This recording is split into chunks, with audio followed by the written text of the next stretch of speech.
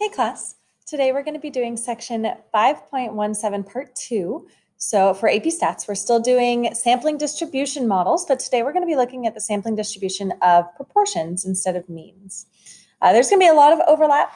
So if you haven't seen the previous lesson, 5.17 part 1, you'll want to go watch that first. All right, so the mean of the sampling distribution of p hat, so the mean mu of p hat equals p, where P is the true or population proportion of whatever we're looking at for that problem. So what that means is if I take all possible samples available and I find the sample proportion for each one of those possible samples, and I take the mean of all of those sample proportions, so p hat is for samples, then the mean of all those sample proportions, if I've covered all possible samples, that will equal the true population proportion. Now, again, just like yesterday, this is kind of a theoretical model. You can't actually have all possible samples, or it would be very difficult to have all possible samples in real life. So, but this theoretical piece, we can use the math and talk about it. So the more samples we have, the better, because the closer we get to that true population proportion. All right, and then the standard deviation of all of our population proportions is going to equal the square root of p times 1 minus p over n. And now these are on your, let's see, they are on your formula sheet on the second page. It says sampling distributions for proportions right at the top here, and you can see the formulas that I just wrote down. So no need to memorize them, just make sure you know how to use the formulas. Fun fact, the sampling distribution of p hat, so p hat is the sample proportion,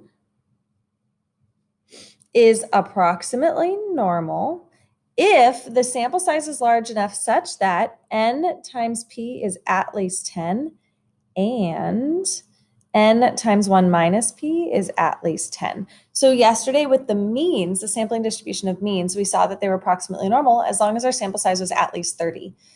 For proportions, it's a little different. So we still want to meet that normal condition, but we're going to do it slightly different. So we have to show that n times p is at least 10 and that n times 1 minus p is also at least 10. There is no such thing as a population distribution for a proportion, since you basically only have a collection of yes, no answers. So there is a population proportion, just not a population distribution of proportions. So, so just FYI. All right, and then the conditions for a sampling distribution of proportions is going to be the same conditions that we saw yesterday with our means, our sampling distribution for means, but the normal condition is going to be verified differently as we have talked about. All right, so example 1, what is the sample size, or what sample size is needed to ensure the sampling distribution is approximately normal given that p is 0.7? So I need n times 0.7 to be at least 10, and I need n times 1 minus 0.7 to be at least 10. Oops. So we can kind of set this up, figure out what our sample size needs to be. So here n would have to be at least. So if we take 10 divided by 0.7, we get 14.285. All right, and then if I have n times 0.3 is at least 10, and I divide by 0.3, I get n is at least 33.33. Now remember, we're sampling people.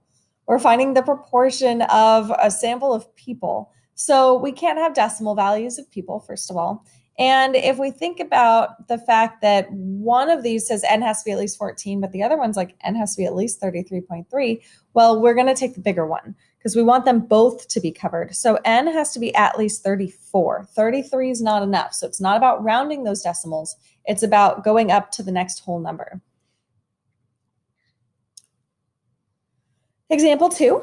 Public records indicate that 38% of the homes in Roseville have a wood-burning fireplace. A random sample, so they told us the sample is random, of 80 homes in Roseville was conducted, And it was determined whether or not the homes had a wood-burning fireplace. Verify that the conditions are met for using the sampling distribution of p hat.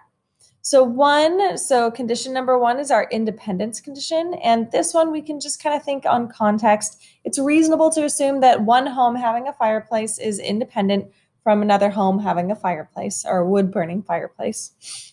Now, I mean, you could probably argue the opposite, saying that some neighborhoods are built like a long time ago and they're more likely to have wood-burning fireplaces than houses that are newer built. But if you look at this house versus this house is not going to affect the probability of this house having a wood-burning fireplace. So we can make, it's reasonable to make that assumption.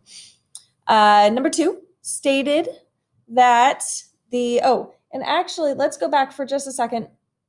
If you're not comfortable making the assumption based on context only, you could also say that 80 homes is less than 10% of all Roseville homes. So Roseville is a large city, and there's definitely more than 800 homes in Roseville. So we can assume independence. So if you're not comfortable just looking at the context, you can use the 10% rule. Just make sure that it actually works out.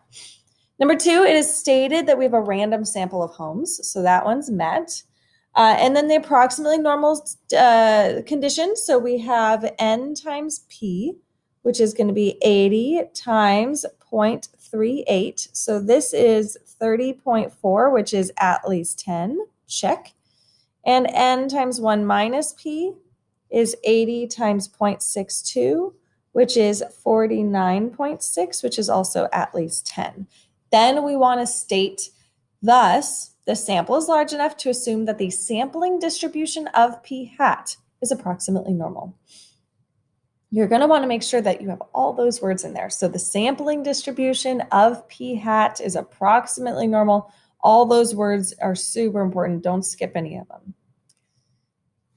Right, on the next page, we have in the new example, the article, Should Pregnant Women Move? Linking Risks for Birth Defects with Proximity to Toxic Waste Sites, and this is from 1992, reported that in a large study carried out in the state of New York, approximately 30% of the study subjects lived within 1 mile of a hazardous waste site.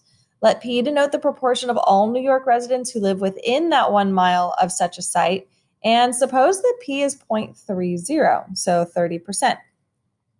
Would P hat, based on a random sample of only 10 residents, have approximately normal distribution? So they just want us to kind of talk about this condition. So n times P, if I have, let's see, n is 10 times P is 0.3, I only have 3.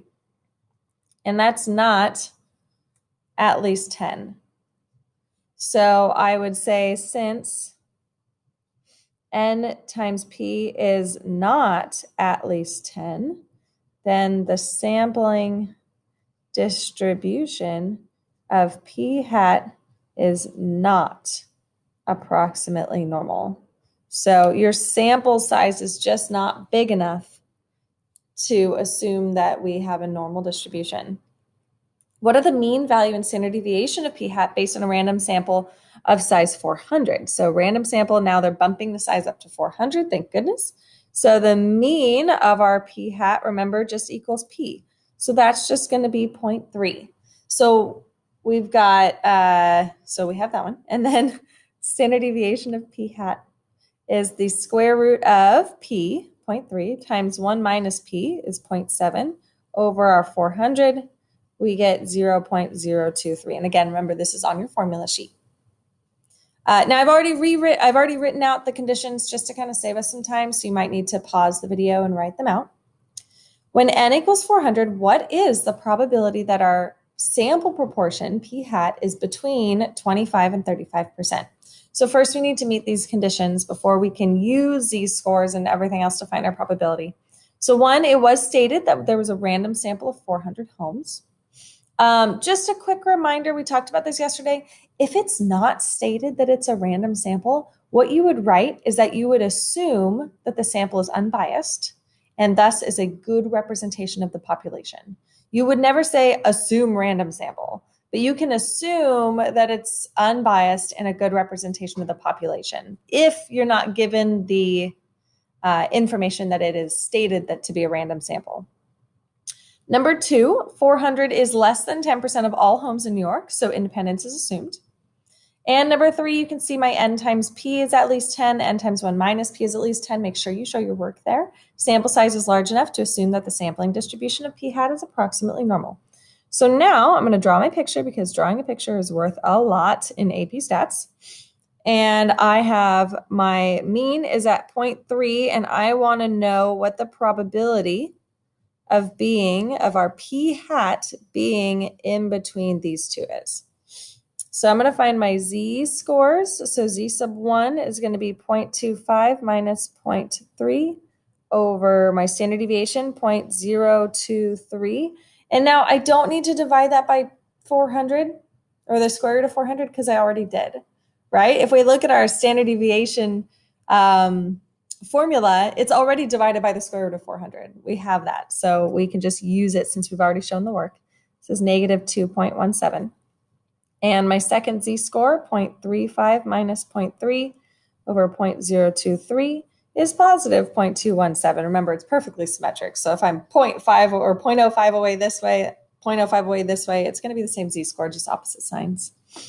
All right, and then the probability, we always write our probability statement of my p hat being between 0.25 and 0.35 is going to be the probability of being below z sub 2, so below 35%. And again, we can use our z tables to do this. We can also use a calculator function, but I would strongly suggest you use your z tables. It's just safer. If you use a calculator function, you must label all your inputs. Otherwise, you will lose points on the AP Stats exam. So if I have a z-score of 2.17, I can just look at my 2.1, go down or all the way over to 7, 2.17, I get 0.9850. So 0.9850 minus the probability below 0.25, which was negative 0.217. So I'm going to go down to my negatives sheet. Negative 2.17 is 0.0150. 0.0150. So when I subtract those, 0.9850 minus 0.0150, I get 0.97. So 0.97. So 97% likely or probability that our sample proportion is going to be only 5% away from our true proportion in either direction. So now, is the probability calculated in part C larger or smaller than it would be if we sampled more people? So if we have 500 people instead of 400 people, let's think about what that does to the math, and then we'll talk about context. So if we look at the formula for standard deviation, if I have the square root of p times 1 minus p divided by n, if I increase the denominator, the standard deviation, so sigma of p hat is going to make it smaller. So my standard deviation is going to be smaller, which contextually hopefully makes sense. If I have a larger sample, then my standard deviation is going, my data is going to be more consistent. So my standard deviation is going to shrink. A smaller standard deviation of p hat will make the values p hat equal 0.25 and p hat equal 0.35 be more standard deviations away from the mean. So we have a larger probability that our sample proportion will be within 5% of our true proportion if I have a larger sample. It increases the probability of our sample proportion being nice and accurate. All right, one more example, I think, for today, and then I'll leave the rest up for you guys to do on your own and use our course calendar to copy that in. Example 4, Newsweek reported that 40% of all U.S. employees participate in self-insurance health plans. In a random sample of 100 employees, so again, we have random sample, 100 employees, what is the approximate probability that at least half of those in the sample participated in such a plan? Okay, so first conditions. So conditions for sampling distribution of p hat. And instead of just writing conditions at the top, I want you to tell me what the conditions are for. That's going to be really important later when we get into hypothesis testing and our inference. So we have to always name it, and it's just a convenient spot to name it. So conditions for sampling distribution of p hat. 1, it was stated that it was a random sample of 100 employees. 2, 100 employees is less than 10% of all U.S. employees, so independence is definitely assumed and met. 3, n times p is 100 times 0.4, which is 40, which is at least 10, and n minus p is 60, which is also at least 10. So our sample size is large enough to assume that the sampling distribution of p hat is approximately normal. So now I can get to my drawing my picture, as we always do. All right, we've got our kind of p value, our true proportion is going to be, 0.4, so 40%. And we want to know that if I have 100 employees in my sample, what's the probability that at least 50% are going to participate in that plan?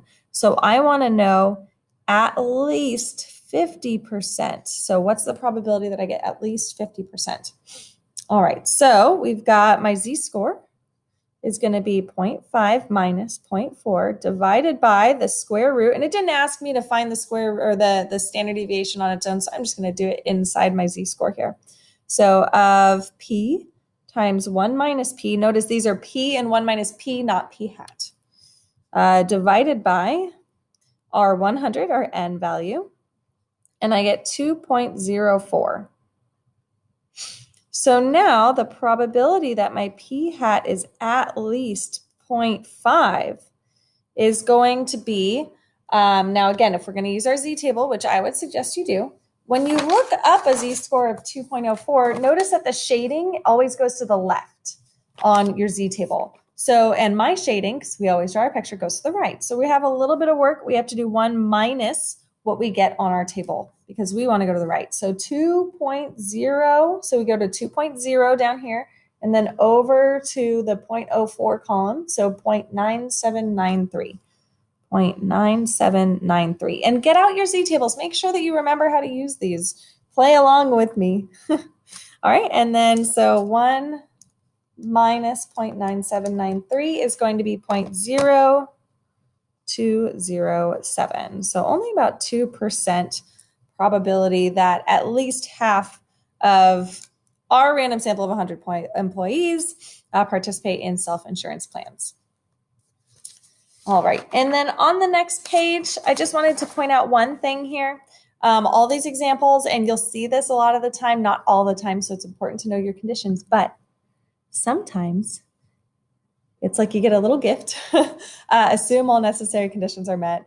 If this is there, you can do your little happy dance, but also you want to write that it is stated to assume all conditions are met. And you can put a little happy face next to it. And the reason it's important to state this is so the grader doesn't just think that you forgot to think about conditions. If you don't state anything, then the grader has no reason to believe that you even thought about them. So stating this, I know it kind of seems silly. Why can't I just circle or underline the part in the problem? But we don't. We just write a little sentence. It only takes a second to state that. All right, and that's it for today's lesson.